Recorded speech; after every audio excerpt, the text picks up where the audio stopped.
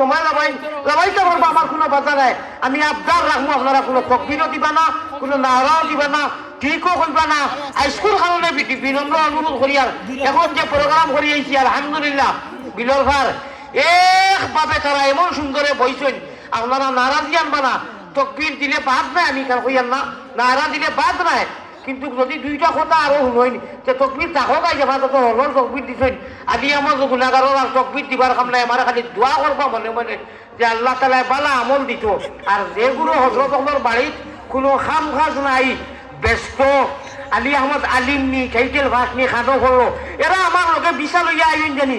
তো দেখি এই বাবা শান্তিত বললাম না দেওবন্দ বললাম, এখনো দারুম দেওবন্দর সারা ইতিহাস হয়েছে। আল্লাহ হইতাম বুঝছেন, নিজর নাই উড়ি গুটি ভালো লইয়া গুটা গুটি। ওবা তুমি দেন টুকাই যায় মানে বাংলাদেশও আরো বহুত খাম কাজ আছে, আর ঘটনাতে রুয়ার মৌকিয়া যাও। আমি আলিম নি জাহিল নি শিকানি এটা মানছি। আমরা 3 বছর থেকে বাংলার সর্বোচ্চ বড় বড় আলিমক নে আমার লাগে খালি কথা শুনতা রিচার্জও করলা।